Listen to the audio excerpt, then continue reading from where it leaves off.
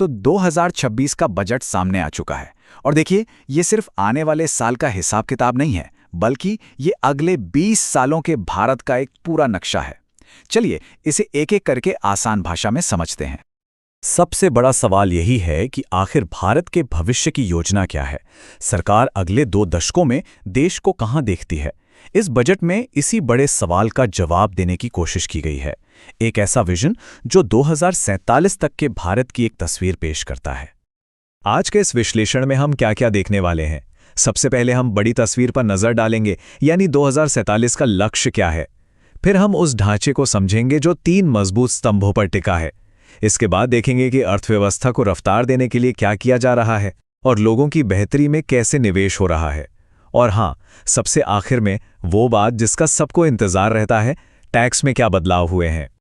तो चलिए शुरू करते हैं सबसे पहले बात उस बड़े सपने की जिसे इस बजट के जरिए साकार करने की कोशिश की जा रही है। इस पूरे विजन का नाम है विकसित भारत। अब ये सिर्फ एक शब्द नहीं है, बल्कि 2047 तक भारत को एक डेवलप्ड नेशन यानी विकसित देश बनाने का एक बहुत बड़ा लक्ष्य है।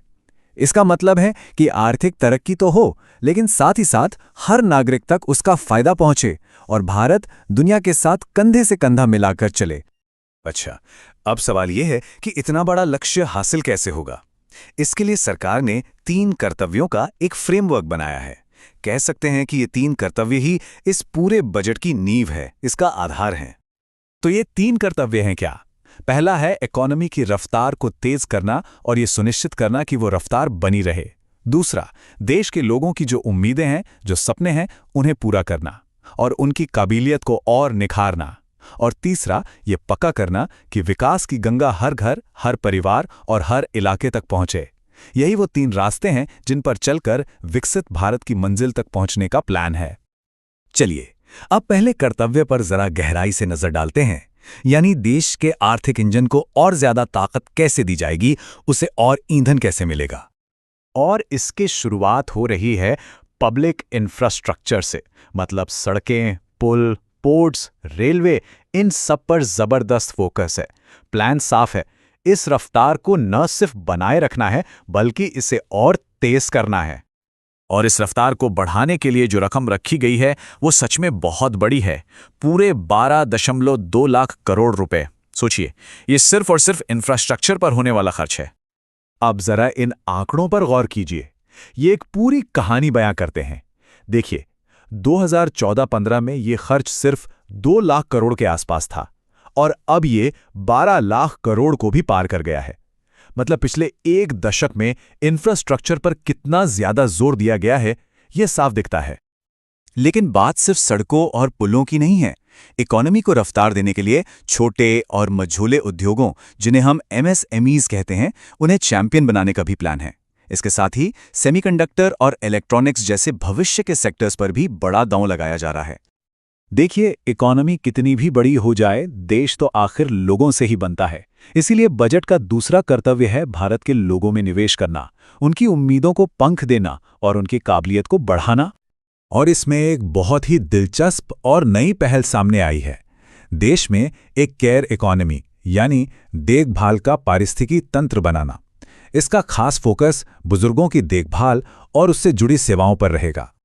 अंदाजा लगाइए, सिर्फ अगले 1 साल के अंदर ही 1.5 लाख यानी 150,000 मल्टी स्किल केयरगिवर्स को ट्रेनिंग देने का लक्ष्य रखा गया है।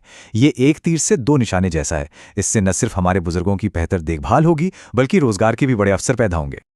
केयरगिवर्स के अलावा शिक्षा, स्वास्थ्य और खेल में भी बड़े कदम उठाए जा रहे हैं। 5 नई यूनिवर्सिटी टाउनशिप, मेडिकल टूरिज्म को बढ़ावा देने के लिए 5 रीजनल मेडिकल हब और खेलो इंडिया मिशन के जरिए स्पोर्ट्स सेक्टर का कायाकल्प करने की तैयारी है। ये सब मिलकर युवाओं के लिए करियर के नए रास्ते खोलेंगे। अब आते हैं तीसरे और शायद सबसे अहम कर्तव्य पर, जिसका मंत्र है सबका साथ, सबका विकास। यानी ये पक्का करना कि तरक्की की इस कहानी में कोई भी पीछे ना छूट जाए। इसकी एक बहुत अच्छी मिसाल है लखपति दीदी कार्यक्रम की सफलता। अब इसे एक कदम और आगे ले जाया जा रहा है। अब लक्ष्य सिर्फ महिलाओं को आत्मनिर्भर बनाना नहीं है, बल्कि उन्हें उद्यमी यानी अपने कारोबार की मालकिन बनाना है। और इसके लिए एक बहुत ही शानदार आइडिया सामने आया है, शी मार्ट्स। ये क्या है? ये महिलाओं के सेल्फ हेल्प ग्रुप्स द्वारा चलाए जाने वाले रिटेल आउटलेट होंगे। मतलब सामान भी वही बनाएंगी, दुकान भी उन्हीं की होगी और मुनाफा भी सीधा उन्हीं को मिलेगा। महिलाओं के साथ साथ किसानों और देश के कुछ खास इलाकों पर भी पूरा ध्यान दिया गया है। नारियल और काजू जैसी महंगी फसलों को बढ़ावा देने के लिए नई योजनाएं हैं। साथ ही पूर्वी तट पर एक नया इंडस्ट्रियल कॉरिडोर बनाने और उत्तर पूर्व में टूरिज्म को बढ़ावा देने का भी पूरा प्लान है।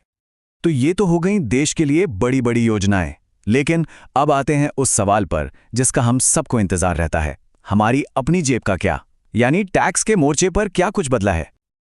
अच्छा, तो अगर विदेश घूमने का प्लान बन रहा है तो एक अच्छी खबर है। विदेशी टूर पैकेज पर जो TCS यानी टैक्स कलेक्टेड एट सोर्स लगता था, उसे काफी कम कर दिया गया है। पहले जहां 10 लाख से ऊपर की रकम पर 20% तक TCS लगता था, अब वो बिना किसी लिमिट के फ्लैट 2% लगेगा। ये एक बड़ी राहत है। और ठीक ऐसी ही राहत उन लोगों को भी मिली है जो पढ़ाई या इलाज के लिए विदेश पैसे भेजते हैं।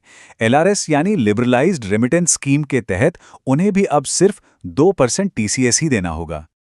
इनके अलावा भी टैक्स फाइलिंग को और आसान बनाने के लिए कई छोटे बड़े बदलाव हुए हैं, जैसे कि अब अपना टैक्स रिटर्न रिवाइज करने के लिए ज़्यादा समय मिलेगा और मोटर एक्सीडेंट क्लेम से जो ब्याज मिलता है उस पर अब कोई टैक्स नहीं लगेगा।